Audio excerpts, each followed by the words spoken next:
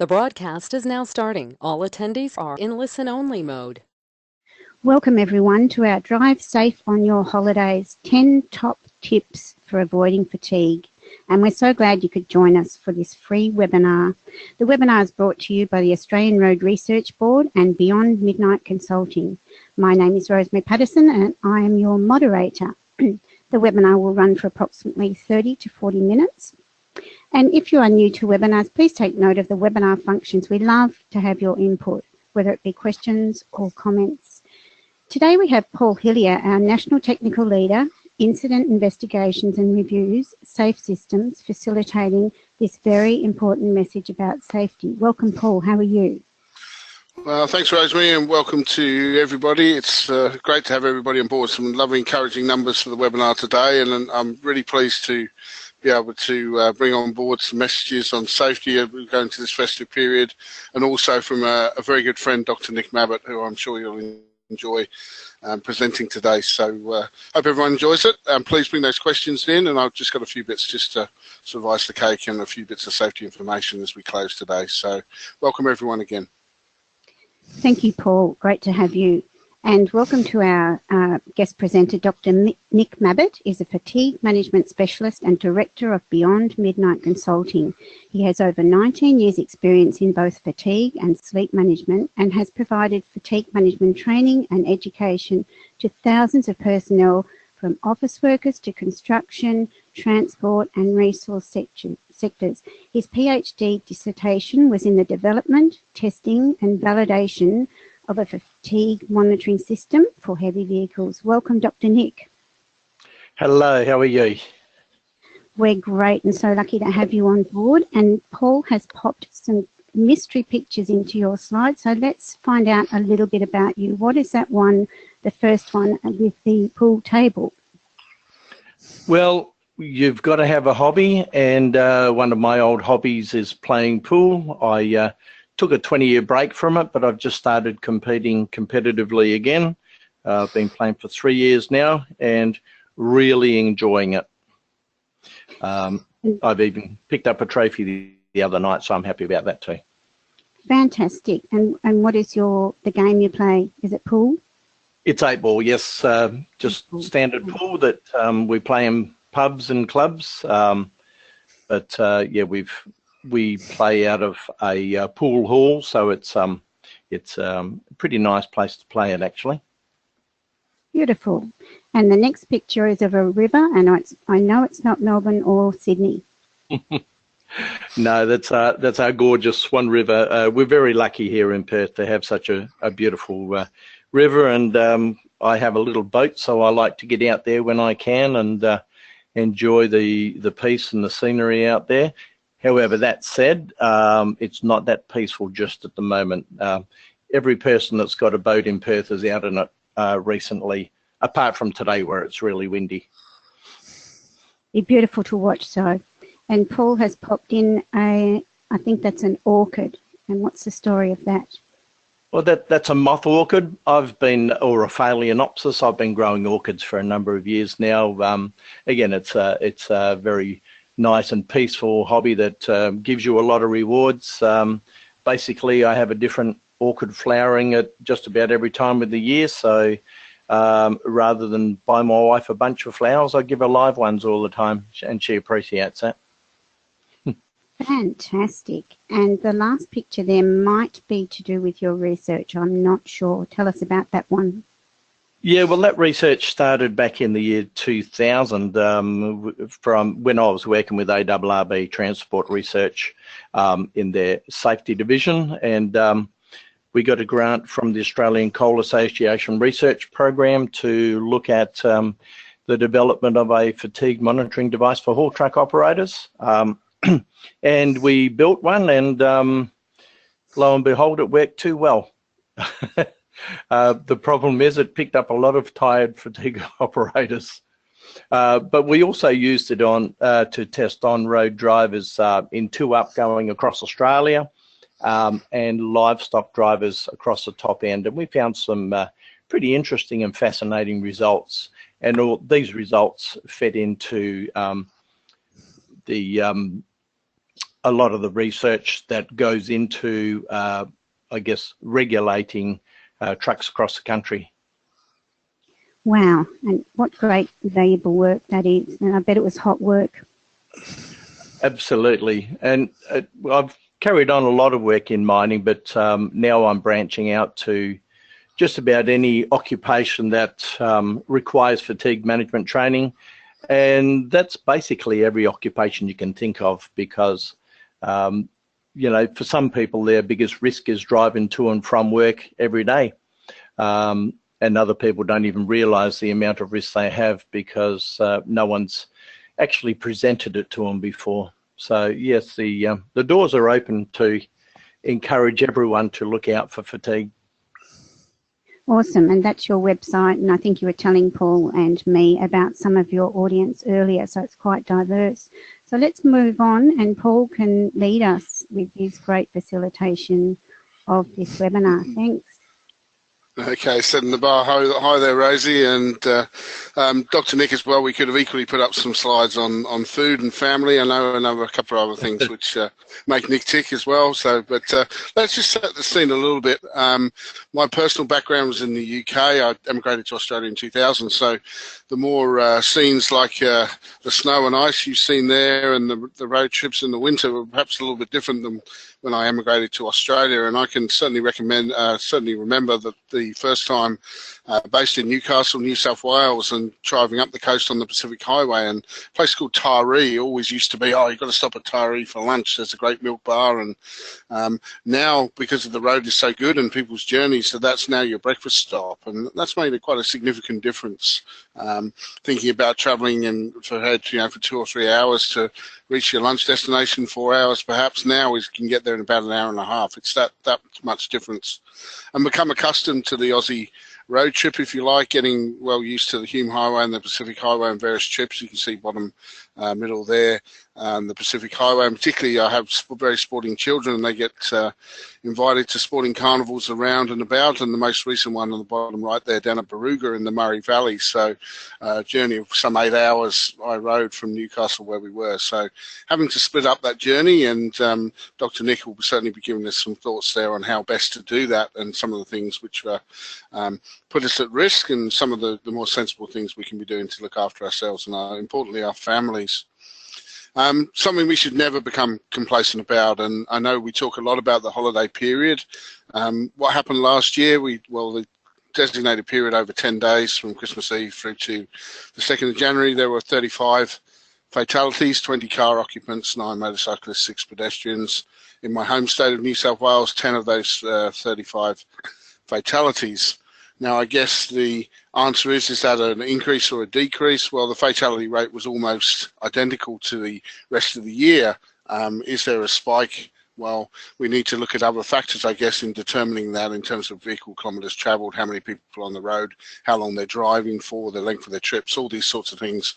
Interesting to know when we analyse that. But the time of year when we're all thinking about family, we're all thinking about having fun, and yet we subject ourselves to some quite significant trips and to the potential for fatigue. So something we need to be very conscious of.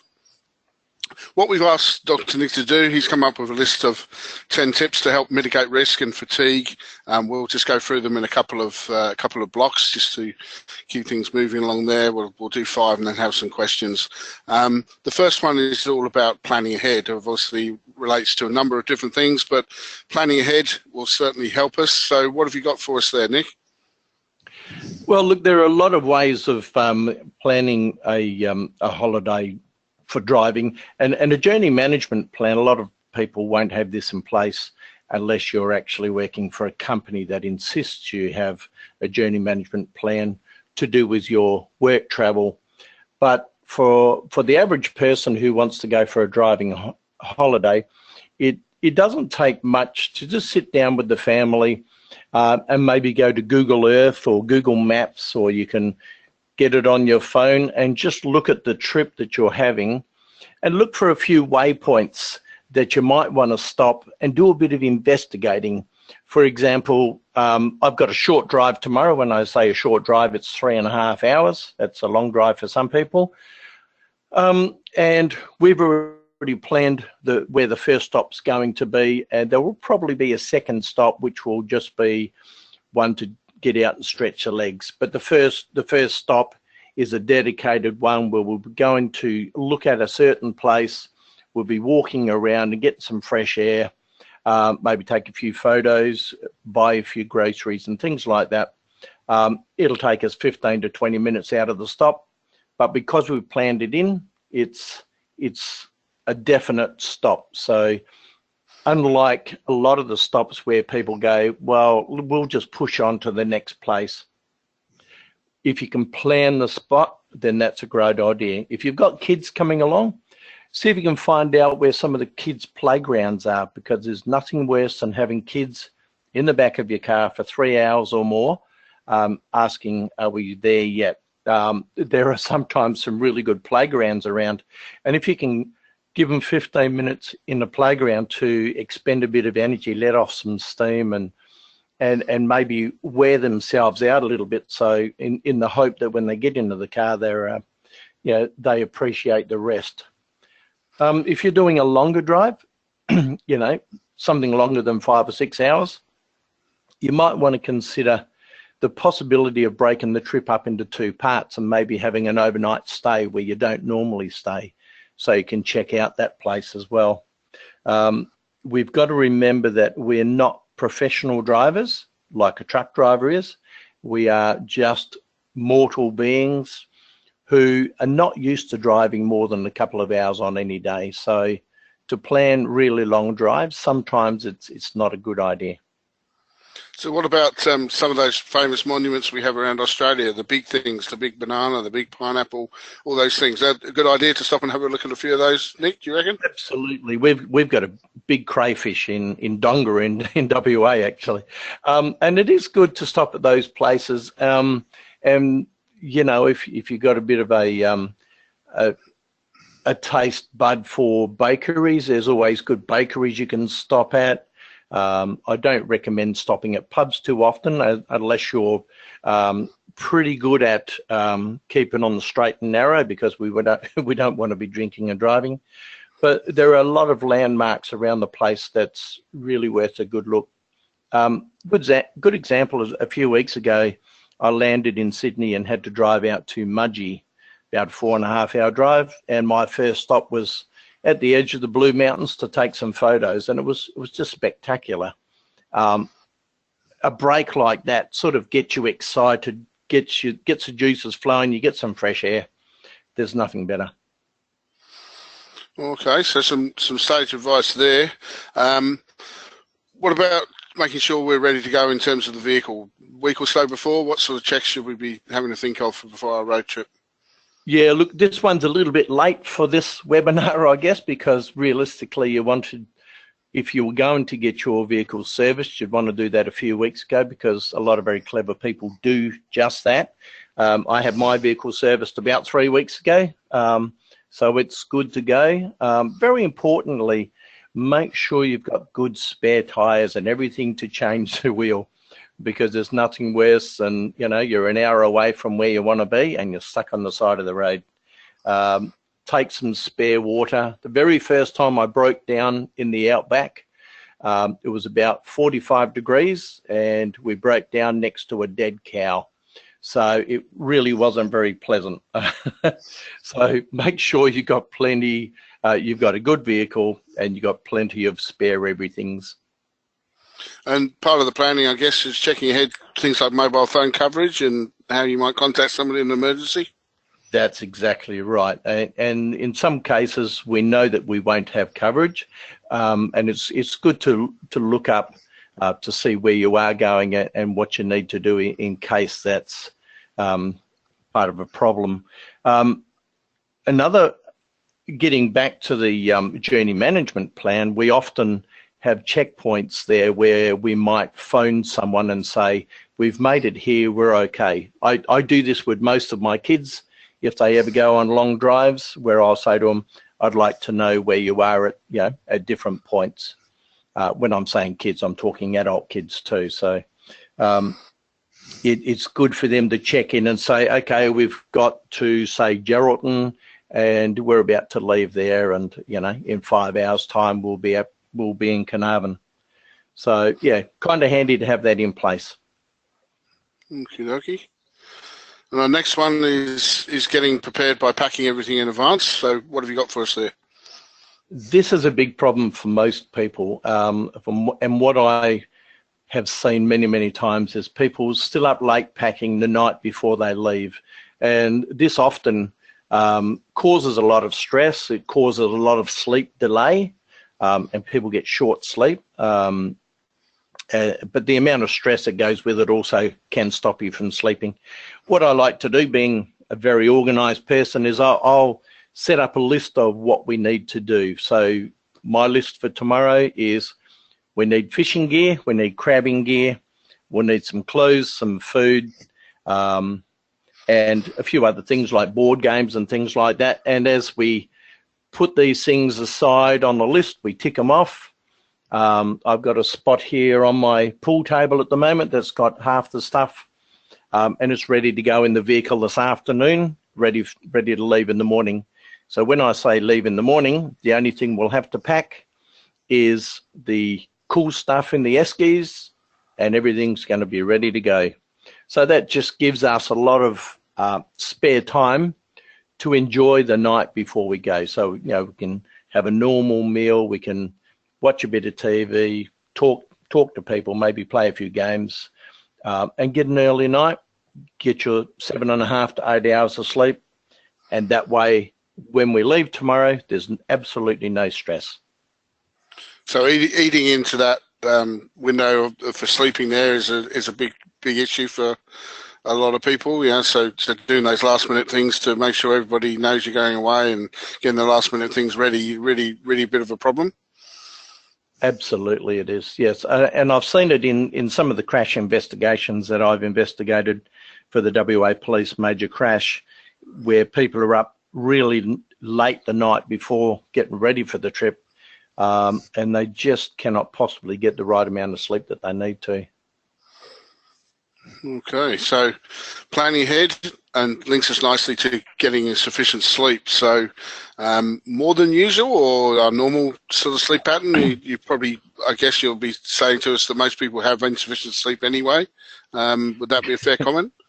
That is a fair comment, Paul. Look, it doesn't matter where I go training, probably 80% of the people that I talk to will be telling me they live on about 6 hours sleep per night midweek and try and catch up a bit on the weekends.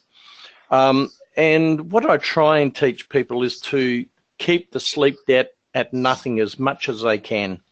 And when I say keep the sleep debt down, if we're living on 6 hours sleep, we're building a sleep debt of about 1.5 hours just about every night.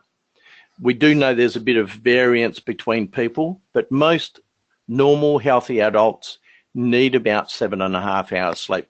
For me, it's about 7 hours and 28 minutes, but who's counting?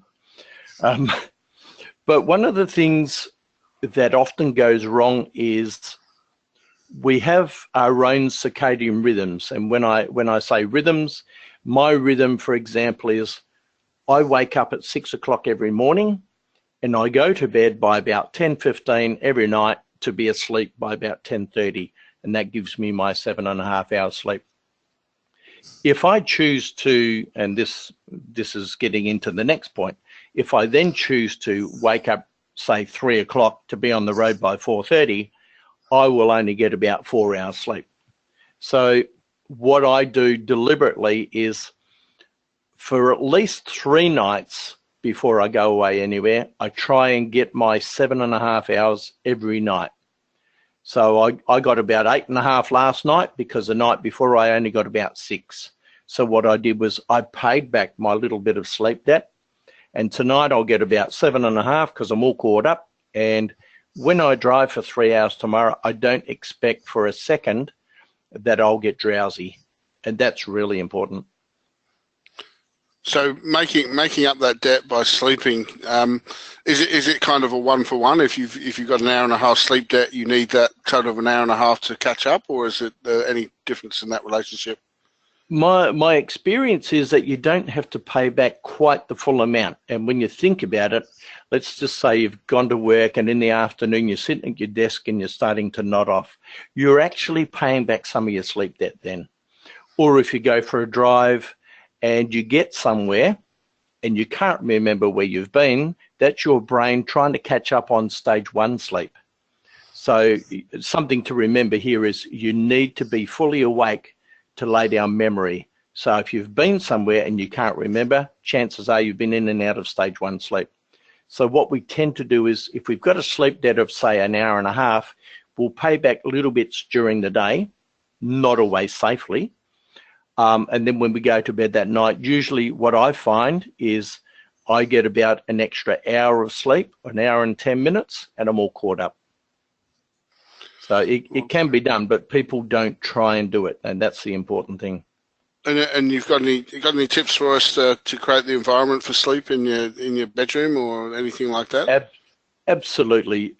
Cool and dark is very important, and especially when it comes to summertime, we want really good drapes or curtains or blinds. For some people, it might be blackout material, especially if you live near roadways where there's a bit of noise and light from street lights and cars. You can get some very good material now that you can put up in your windows to help reduce heat, light, and sound. So really, there's no excuse, although they look pretty ugly, but the price you pay for good sleep sometimes. You also need a quiet environment, so having a quiet household, and of course, again, very importantly, a partner that doesn't have any sleep disorders. Because if your partner has a sleep disorder, unfortunately, you share that disorder. For example, restless legs. If someone's got restless legs and they move their feet around in bed, the partner will be waking up due to the movements. If you've got obstructive sleep apnea, where your upper airway closes off and you stop breathing, your partner will be laying there waiting for you to stop breathing just so that they can kickstart you again. So yeah, it's a very important thing, getting the right sleep conditions, or sleep hygiene as we call it. And you touched upon that early start, and your key message here is try and avoid that getting up early to beat the traffic. You mentioned to me before that your trip tomorrow, you're not going to be leaving till about 8 o'clock in the morning. So what have you got for us there? That is so deliberate. Look, a lot of the research has always been indicating that before 6 a.m. is a very high risk time to drive for anybody in any occupation, or even if you're going on holidays. One of the main drivers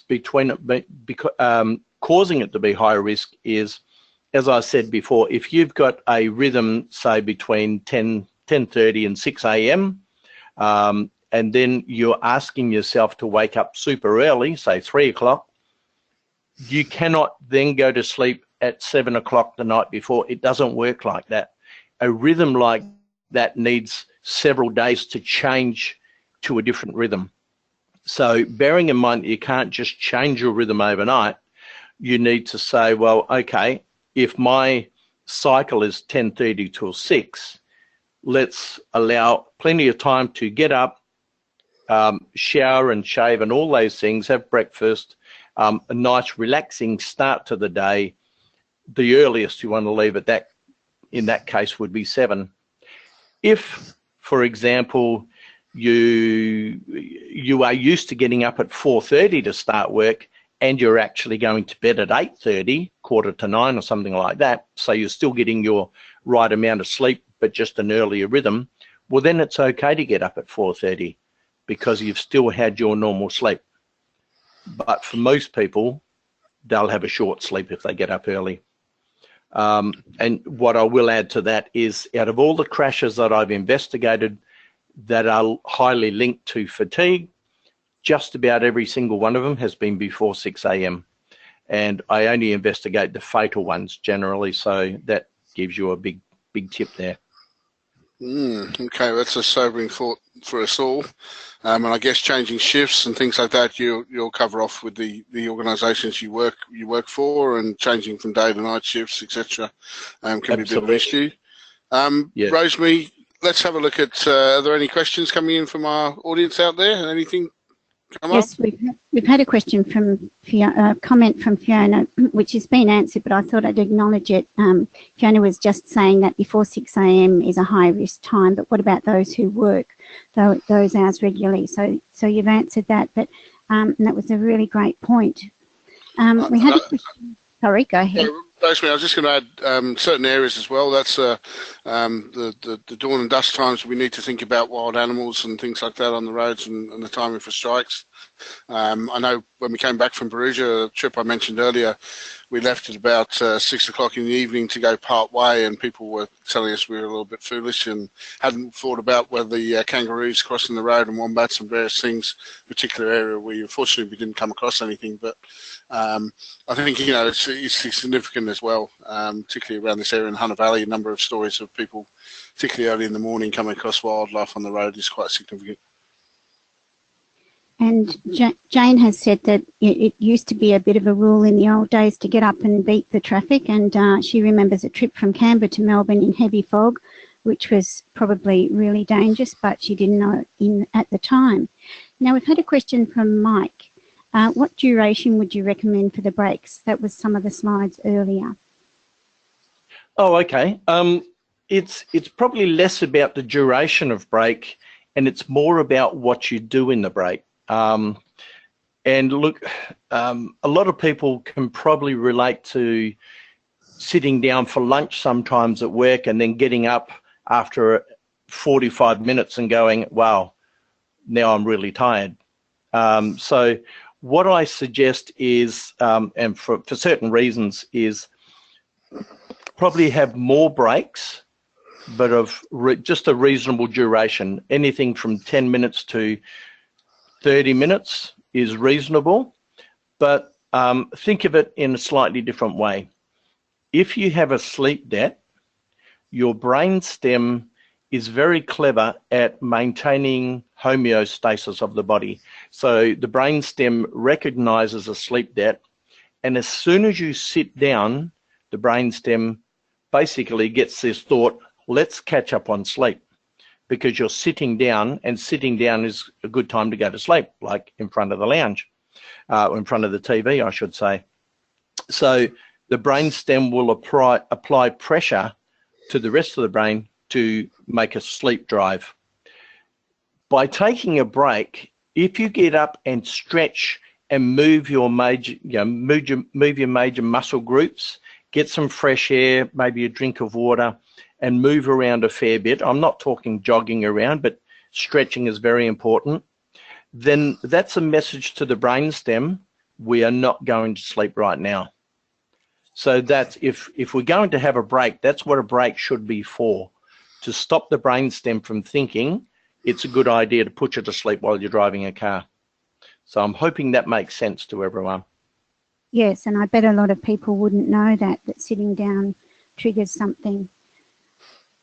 Absolutely. Yeah. We see it in conferences as well, people falling asleep. So as good as the picnic tables and things are at the stopping on the side of the road, resist the temptation, put the foot up on perhaps on the seat and do a bit of a stretch, as Nick said, and prepare. Yep. So, okay, is that the end of the questions for this one? We've got another opportunity a little bit later. So, you want to move on? Sure, let's move on.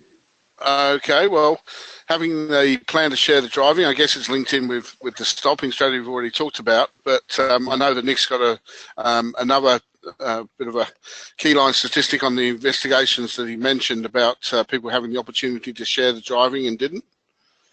Yeah, look, this goes back to research that I've heard from Rayner and Horn in the UK, and I've seen it in my own crash investigations, where people who get sleepy, and knowingly sleepy, I should say, at the wheel, still choose not to swap drivers.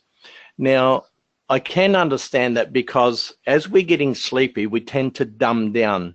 So the very clever part of our brain, or so-called clever part of the brain, starts losing its full capabilities as we get more tired, or certainly as a bit of a sleep drive comes on due to having a sleep debt. So what's going on there is, if we recognize at some point that we're even a little bit tired, that should be the decision point to stop and share driving, or get someone else to drive. It's similar to drinking alcohol, and we've probably all seen in the past where someone we know, the more they drink, the better they feel, or the less able they are to recognize how intoxicated they've become. Fatigue is similar. The more tired you get, the less able you are to understand fully the ramifications of just how tired you're getting. So basically, tiredness portends sleep. So it's not just this slow continuum. You don't know when you're going to fall asleep if you get tired at the wheel. And one of the crashes I investigated, this guy built up such a fatigue debt, or such a sleep debt, that he only drove for 5 minutes and 35 seconds before hitting a tree. So that is a very sobering stat that I got out of the work that I did. In most cases, the ability to swap drivers is there, but I find it better to have a plan to swap drivers, not just say, if I get tired, you can drive. It needs to be a plan. We're going to swap drivers at some point. As soon as you see me looking a little bit tired, or as soon as I stop talking to you, maybe that's a good time. Okay, and I know on our trips, when my wife's driving, we have country and western on the CD player, and when I'm driving, I get to put on Coldplay or something like that. So that's so it also depends on what music you might be getting as well. But that's how it works in our place when we share the driving. What about your passengers? They're your good allies and your good security guards. Look, I've always had a saying. Well, a question. One of the first questions I ask to a driver if they've had what might be a fatigue crash is, what were your passengers doing at the time? Because if they're asleep, the chances are you've gone to sleep too. If you think about it this way, we often drive along, and the minute we get tired, we might put countermeasures in place. We might wind the window down. We might turn up Coldplay and start singing like no one's listening. We might do a number of things to try and keep us awake, but they usually involve noise or air or something like that. Now, if your partner is all curled up in the passenger side and they're fast asleep, you look over and you go, oh, isn't that sweet? Let's not wake them up. So you no longer apply countermeasures. And the problem is then it's very easy for you to go to sleep too. It seems to be almost contagious. If someone else in the car is asleep, chances are you'll go there as well. It's very dangerous. It's a bit like that. Sorry. I can say if you ever drive with me, I will not let you fall asleep. I'll talk. It's a bit like the yawning in the dentist's waiting room, isn't it? Or doctor's waiting room when somebody starts. Yeah. Yes.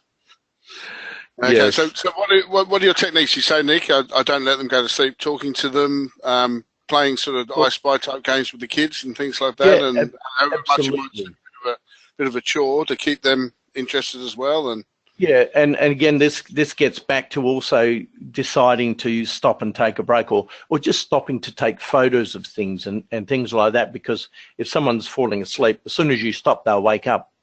So what I'll do is, if you're a passenger of mine and you fall asleep, I will either stop and do something, or I'll just wind the window down anyway if I need to. The good thing for me is I rarely ever drive with any sort of a sleep debt, so that's not the risk for me is quite low, but I will still do that anyway, just out of habit. And that's a great point, as you say. Make sure you don't have that propensity to go to sleep in the first place. Yes. Mobile phones, your passengers, you're recommending there. Obviously, we have things like hands-free, but what are your thoughts on that? Yeah, look, research has even shown that when you're on hands-free and you're involved in a pretty serious conversation, you will still it will still distract you, and the research shows that the more your brain has to go off and investigate what you need to respond with, the less effort you will apply to the roadway and all the visual interactions that you have and so on. better still, not having any phones. You know, having the apps to stop messages coming in is a good idea. You just save the phone calls for when you take a break. Okay, and onto a favourite topic of mine, I guess, is having a snack along the way, making sure we have something a bit healthier than, doesn't look too bad, the lunch that Rosemary put the picture on there. I think she's looking after us a little bit. There's a bit of a greenery in there, but what do you reckon? Some tubs of almonds and things like that along the way? Yeah, look, it's whatever. It's got to be interesting for you. Because otherwise you won't eat it. You'll just leave it there and then you'll stop and get a burger or fish and chips or something. The biggest problem is whenever we plan our drives, we often don't factor in how long it stops to take to eat or nourish ourselves in some way. So we might, for example, the drive I have tomorrow is about 3 hours and 6 minutes. Well, I'm going to allow at least 3.5 hours because we're going to stop and we'll probably have a little bite to eat. If you don't factor that time in, then you go for the really fast food. And the problem is the stuff that's got the high fats and the high carbs will help to put you to sleep. What we need to help keep us awake, and it doesn't do much, but it helps a little bit, is more of the protein, eggs, chicken, fish, and things like that. As healthy as possible. So little snacks as we go, as we stop here and there, have a few snacks, have a toilet break, whatever. Encourage yourself to stop and do little things along the way. Stretches, snacks, fresh water, off you go again. But if you put your food together yourself, then you don't have to worry about either waiting in a queue or waiting for someone to make up something healthy, because it's usually only the fast food that's all ready to go. And what about drinking? So you mentioned water there, but judicious, just being careful with if you do have a coffee and not expecting too much, and caffeine drinks and things like that. Again, no substitute for the fatigue dead and doing the right things. Absolutely. Look, a lot of people drink coffee just because I like the flavour of it. Some people go the caffeinated drinks and the super drinks like the Red Bulls and the V's and Mothers. And if you need one of them, if you feel you need one of them to do a drive, you're not doing it right. You want to sort out your sleep, get the sleep debt down, and not have a need for extra amounts of caffeine.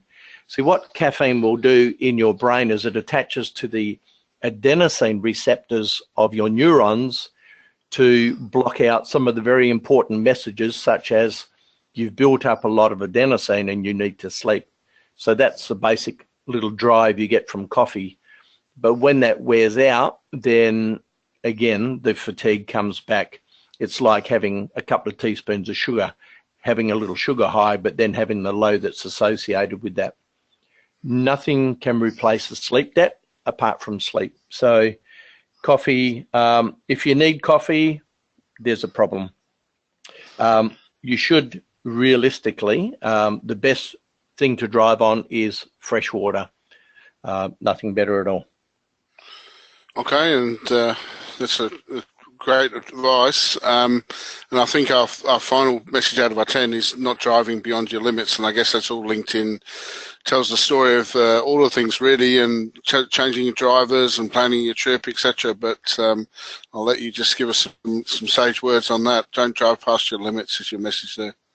Yeah, the problem is people don't know their limits, and that's the biggest issue. There is this, it's not just, well, I mean, partly it's an Australian thing, we'll be right. We've only got 2 hours to go. My eyes are closing, but we've only got 2 hours to go, so we'll be okay. It doesn't work like that at all. As soon as you start feeling a little bit sleepy, that is the only useful warning you will get out of that trip. Please don't wait until you've got 2 wheels in the gravel and you hear the gravel in the wheel arch, or someone in the passenger side that's awake yelling at you that you're going off the road. That is way too late. Basically, if you're going off the road, you're getting into stage 1 and sometimes even stage 2 sleep. And that's way too late. if you can think about it, I'm feeling a little bit sleepy. I'm just going to stop right now, have a few stretches, and if I still feel sleepy, well, the person on the other side can have a drive for now. And if they feel sleepy, well, then I'll drive again. Or we'll just stop and, you know, look, there's nothing wrong with taking a nap in a safe place on the roadside. I've done that before back in the days where I never used to catch up on my sleep, and I'd drag a sleep out for a while. I remember the last time I had a 20-minute nap was about 15 minutes away from my destination. But I thought about it then, and I thought this wouldn't look good in the headlights. Fatigue guy falls asleep. So I pulled over, had a 20-minute nap, and was as good as gold after that. So, but just bear in mind, you get one good warning. After that, it's only dangerous warnings. All right. So 10 messages, 10 excellent messages there. A lot of common sense, but as we all know, that's not that common, and people push themselves and getting ready to go for things. But it needs people to point us out, like Dr. Nick as well, and give us some food for thought. Rosemary, we got any final questions before we shut things down? Yes, we've got quite a few questions, but we'll just ask a couple and get back to some people by email. Hugh has asked for some research on hands-free phones, so I've said, yeah, we'll send some information on that to him. Mike has asked, how do professional drivers like truck drivers manage their fatigue? And I guess that's one of your client groups, isn't it, Dr. Nick? It is. Look, I have a lot of respect for truck drivers. There's a lot of they get a lot of bad press, but the common truck driver, I believe, manages themselves really quite well, and that's because they know that their livelihood depends on them staying alive, and they don't just look out for themselves, they look out for a lot of the other traffic on the roads as well. I've seen a lot of situations where cars are going across the road into their path and they're making way for them. Obviously, there are cowboys out there. There's a few here and there that don't do well, and they might turn to some sort of stimulant. But I honestly believe, the bulk of them do a really good job in trying to manage themselves well. They're quite well regulated, but I think the best regulation for truck drivers is them knowing their own rhythms and working to them. I've met drivers who, completely out of their schedule, will just pull up and take a 20-minute nap and get up and go again. And they're quite happy to call their bosses and say, look, boss, I'm just going to be half an hour late today. And a good boss will say, that's fine. I'd rather you just make it there in one piece. So look, they do quite well. They don't always eat the right foods at truck stops and that, but a lot of the guys will have a fridge in their truck. They'll take their own meals, and so on. So, it's a two-part thing. It's also dependent on the schedules that they get given, and quite often these schedulers are well up on managing fatigue as well. So I hope that's a reasonable answer for you. Fantastic. And did you just mention, or would it be called power nap? So Neil asked earlier, a power nap is thought to maximise the benefits of sleep versus time. Is this encouraged? What are your thoughts on that? The power nap is a very useful thing. My theory, and it's only a theory, is that a 20-minute power nap will help reduce some of the waste product in your brain to get anything up to 2 to 4 hours reasonable performance afterwards. But the power nap is it's like a very precise instrument. You can sleep for anywhere between 10 and 20 minutes and wake up, feel a little bit groggy, but then feel great for the next couple of hours. If you go longer than 20 minutes, say 30, 35 minutes, and get into deep sleep, well, then, of course, if you wake up, then you'll feel really groggy, and your performance will be about the equivalent of a couple of standard drinks for a next half an hour or so. So a power nap is very importantly 20-minute limit. And then if you wake up and you still don't feel good, well, then don't drive, because something's still wrong. And one only, Nick, as well. One opportunity. Yeah, look, one opportunity is good. If you need more, then that shows that you have a large sleep debt that you need to pay back. So it gets back to the very basics again. I can't remember the last time I had a power nap, because I haven't needed one probably for the last 7 years, because I sorted my sleep out, and I sleep pretty awesomely. I'm a bit of a Sheldon Cooper of sleep. I get 7 hours and 28 minutes on average. Awesome. And I guess, Paul, we're getting towards the end. So Yeah. we have got a couple of questions on infrastructure, so they'll be interesting. I'll send them to you. And also Yeah, that's great. some questions from Wayne about determining how Dr. Nick determines the cause being fatigue. So we'll be in touch with those people, and thanks so much for the questions. And over to you, Paul, to finish up. Okay, well, the questions we do take seriously. Those of you who have been involved in any of our webinar series will know that we do respond to them, and we give you the references and various things there. So they're really important to us, and that helps us shape our future webinars. So we will come back to you on those. The final message is, I guess, just looking at the road toll, even though we've had looking like a 3.84% decrease on the same time last year, we still have a way to go. Particularly for our National Road Safety Strategy targets, and indeed some of the wider global targets on road safety. Police are doing special operations, as we know this time of the year, double demerits and things, but please think about heeding the messages. I'll touch upon a couple of those campaigns in a second. Lots of good work going on. One of the things we haven't touched upon is that infrastructure link, and that's something we intend also working on. You know, we do work with behavioural scientists at ARRB. It's an important part of the equation, infrastructure and dealing with road users and drivers, sharing the data, mining of the data, finding out what's happening, for coming up with some innovative solutions. So Australia's renowned for coming up with these sort of things. We do operate a lot of shift working and various things, so we can be at the forefront of a lot of things that are happening, and very definitely helping us to shape the future, the things that we do. The operations, Stop It or Cop It, these are the ones in New South Wales alone, but I'm sure they're replicated in other states. An Operation Safe Arrival. Stop It or Cop It is a bit more about people taking a bit more personal responsibility. Minister Melinda Pavey there, the Roads Freda Maritime Minister, quote from her, and launching on Friday: "If you put others at risk or are reckless, you will face the penalties." So really cracking down on those things, making them socially irresponsible, rethinking your driving behaviour, seat belts, speeding, drink driving, and illegal mobile phone usage. So those 4 things in New South Wales, but I'm sure there'll be similar targets in other states. So please heed them. What we want people to do is to enjoy their travel, and part of the reason for the webinar today, obviously it's very timely.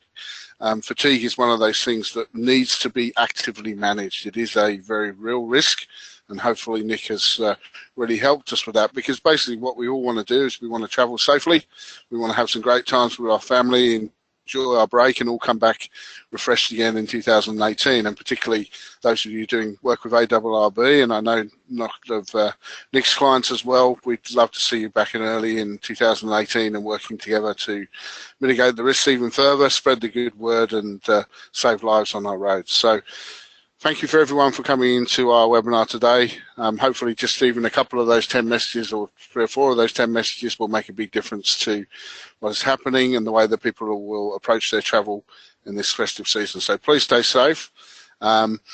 Nick has produced a poster which has got all the information from that, so please visit his website, and he'll very kindly make one of those available to you and put them up in message rooms and various things. All left with me to say thank you very much for Nick for your efforts. Rosemary, thank you for steering the tiller as always on our webinars, and I'll pass you back to just perhaps get a final word from Dr. Nick, and then close us down with a bit of a message on the ARB conference next year.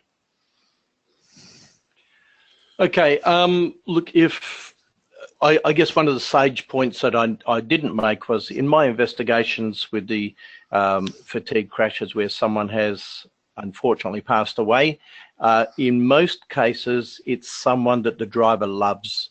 So they basically get a life sentence out of that. So think about that when you're planning your trip. Just what does your family mean to you?